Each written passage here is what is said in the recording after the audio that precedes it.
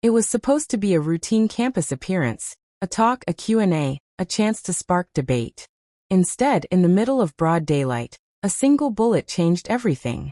A rooftop attack, a crowd in panic, and one well-known conservative voice silenced. Today we tell the story of the shooting at Utah Valley University. What happened, who is being sought, how investigators pieced the scene together, and why this case is shaking a nation already on edge. Pause. This is a developing story. Our narration is based on official reports and released evidence. Charlie Kirk, 31, a polarizing figure in American politics, co-founder of a national conservative student movement, and a familiar voice on talk shows and campus stages, Kirk had built a reputation as a combative and provocative commentator. He was on a scheduled campus event at Utah Valley University when the unthinkable happened. The gathering was large. Thousands were reportedly in attendance for a live event and a public Q&A. He had traveled widely, and his voice commanded attention from supporters and critics alike. It was midday when the event took place. According to investigators, the attacker positioned himself on a nearby rooftop overlooking the courtyard where the event was held. Video footage later released by investigators shows an individual at rooftop level, an elevated vantage point giving a clear line of sight into the crowd below. Witnesses on the ground described a single gunshot, immediate screams, and chaos as people fled for cover. Emergency responders rushed in. The victim was struck and later pronounced dead. Authorities say the bullet struck the neck, a single fatal shot. After the attack, investigators searched the area and recovered a high-powered bolt-action rifle believed to be the murder weapon. That rifle, along with other pieces of physical evidence, became central to the investigation. Forensic teams identified palm prints, shoe impressions, and a forearm imprint at the rooftop location. Investigators also reported finding ammunition with inscriptions. Authorities have been meticulous in cataloging trace evidence, and federal agents moved quickly to secure surveillance footage and cell phone data in hopes of identifying the shooter. The FBI later released imagery and a short video clip of a person of interest exiting the rooftop and fleeing the scene.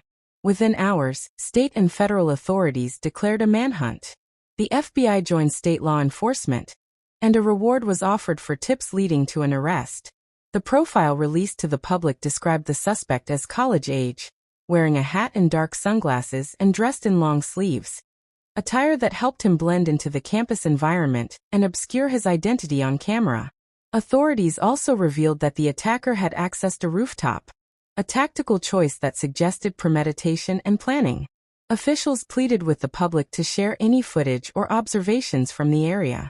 Perhaps the most chilling pieces of evidence were the surveillance clips and the FBI released video of the person of interest. In the footage, a figure is captured jumping from the rooftop after the gunshot and running away, slippered stride, quick descent, then disappearance into campus pathways. For video analysts, even small details matter. Distinctive gait, clothing folds, the way the subject carries themselves.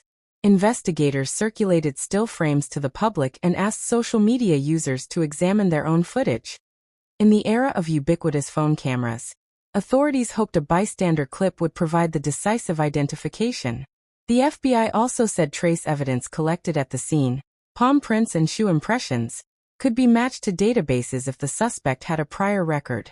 News of the shooting spread rapidly, and the reaction was immediate and polarized. Political leaders on both sides condemned the violence.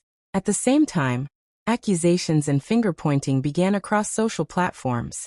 Some commentators urged restraint and called for patience until the facts were established. Others quickly framed the attack within a larger narrative about political rhetoric and its impact. The shooting revived raw fears. Are public figures safe? Can a campus appearance become a death trap? Questions about security at public events, and about the rhetoric that animates political movements, immediately flooded the national conversation. This killing cannot be separated from the political climate in which it occurred. Kirk was not simply a commentator. He was an organizer, a mobilizer of young conservatives. His presence on college campuses had long provoked protest and counter-protest. In recent years, political attacks and targeted violence have raised alarms across the country. Officials and analysts warned that the United States, like other democracies, was seeing intensified threats directed at political actors. Yet experts also caution against conflating one violent act with a broad movement. Careful investigation is necessary to determine motive. Authorities were careful to avoid premature labeling, while saying nothing could be ruled out. Investigators followed multiple leads. Forensic analysis of the rifle and ammunition, including the inscriptions reportedly found on the rounds, might shed light on the shooter's ideology or intent. Investigators also focused on digital footprints, cell tower pings, social media posts, and any recorded communications that could place a suspect near the scene before the attack. Law enforcement officials noted that the suspect's escape route and choice of clothing indicated planning. Rooftop access had to be gained without drawing attention, and the shooter's exit was quick and methodical. Each piece of evidence, the weapon, prints, rooftop access, and video, would be cross-referenced against records to identify a match. On the ground, witnesses told harrowing stories of panic. People diving behind barriers, parents clutching children, cell phones left recording on the ground. Some attendees said they heard only a single shot. Others reported the sound of secondary commotion as people stampeded. Several students later shared camera footage showing the immediate aftermath, a scene of confusion and fear. First responders described the chaos of treating wounded and calming terrified crowds. Campus security protocols, and whether additional precautions could have prevented this, became an immediate subject of scrutiny.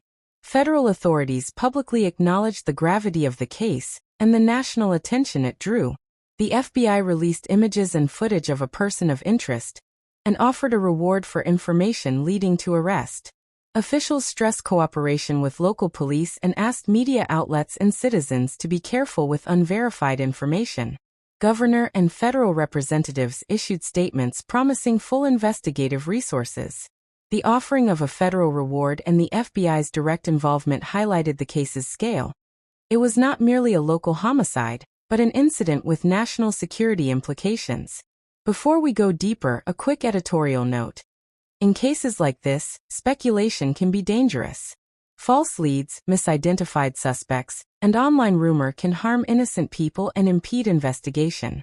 Our aim is to present the verified facts and explain the investigative process, not to assign motive until authorities have established it. We will, however, examine plausible scenarios consistent with the available evidence.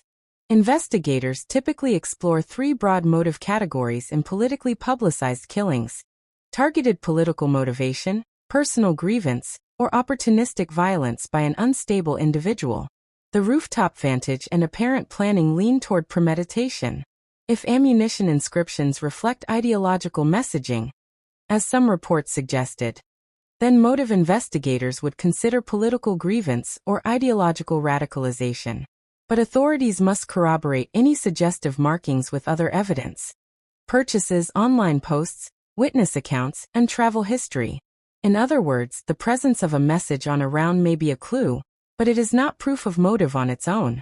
Officials repeatedly emphasized that the probe remained open to any line of inquiry. Here's a condensed timeline based on official releases and reporting. Prior to the event, the suspect reportedly gained access to a rooftop adjacent to the courtyard. Midday, the event proceeded with a live Q&A and thousands in attendance. The shot. A single bullet struck the speaker during the event. Immediate panic ensued. After the shot, the shooter descended and fled. Witnesses and cameras captured parts of the escape. Post-attack, investigators recovered a rifle and other forensic evidence. Federal agents joined the probe and issued a call for public tips. As with any major incident, media coverage escalated rapidly. Video clips circulated across platforms. Second-hand accounts multiplied. In these moments, misinformation and partisan narratives can spread quickly.